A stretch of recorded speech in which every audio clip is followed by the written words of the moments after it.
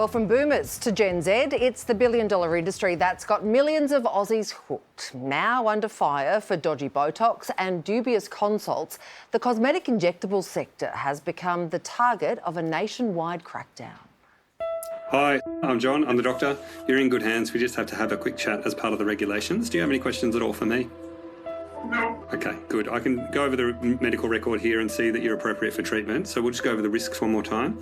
Bleeding, bruising, infection or swelling can occur with any injection. There's a small chance that the anti-wrinkle can cause a droop of the muscle. It's about a 1% risk. It always goes away if it happens. Are you happy to go ahead?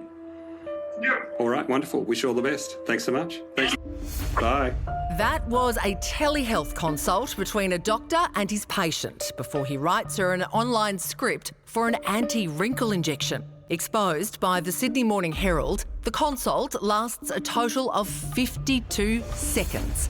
We're just doing Dysport today, just 150 units to all three areas upper face. The regulator today cracking down amid reports some telehealth doctors are performing up to 300 cosmetic consults in a single day. Absolutely, they're putting profit over patient safety and all I can say is we will be knocking on their door soon. In Australia, cosmetic injectable clinics are often run by nurses who arrange the telehealth consults with the doctor who prescribes the script remotely before the nurse does the injection.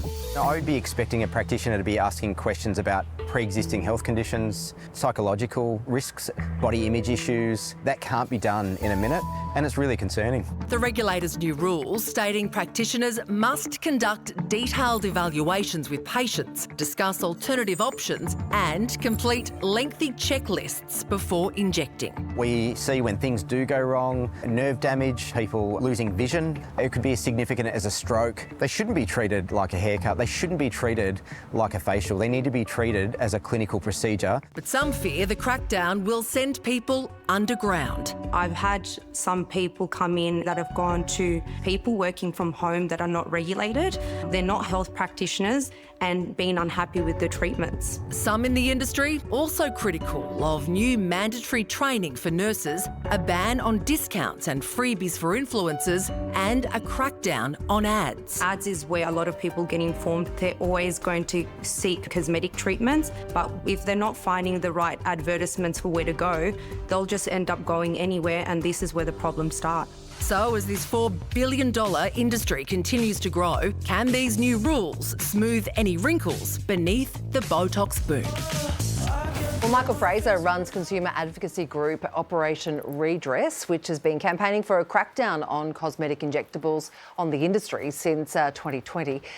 Michael, for a lot of people, this is just a bit of a routine makeup touch-up, a Botox buck-up, if you will. So what really are the risks here?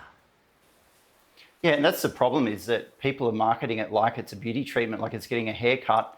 But the reality is they carry real risks. There's a risk of things like a vascular occlusion where the blood can stop flowing and you can actually have a part of your face die. And then you've got things more serious like blindness can happen. And even the brand Botox on their medication labelling on their website says that there has been deaths as a result of Botox. So they're not minor things and they should be treated like, medical procedures and not beauty treatments.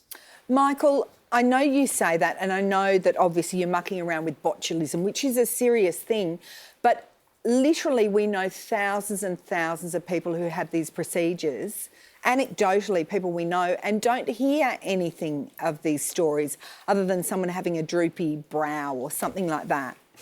Yeah, and see, that is the problem, is that the industry know about a lot of complications that happen, but a lot of people don't want to speak up about it because if they see something about their colleague, it might impact their commercial interest. But one of the big things is they don't want people leaving a review talking about a serious complication. So often NDAs are involved, lawyers get involved. We've even seen patients get letters from the practitioner threatening to sue them preemptively for wanting to go and leave a review about what happened. And what the industry has demonstrated is that they don't really care so much about the rules as they do more about the profit. People should really be treated like a patient, not a customer.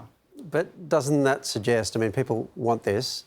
You're saying if people can make profit out of providing it, they'll do it anyway.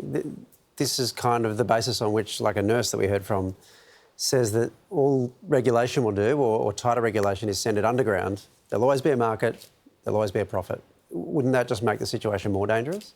Well, but we've seen with the cosmetic surgery advertising laws, the industry has cleaned up dramatically. And it's funny that a lot of the plastic surgeons were upset about the rules in the beginning, saying people will go overseas, are now getting on podcasts saying that their business is booming. So these are businesses that have complied with the rules that AHPRA brought in the beginning, and now they're just rolling these out into the non-surgical areas. So all we're going to see is practitioners advertising these procedures in a safe way that demonstrates the benefits and the risks equally, and that's all really the regulator is asking for. These rules are not stopping anyone actually advertising their services. They're just saying, hey, you're advertising medicine, maybe act like a healthcare professional and not like a TikTok star.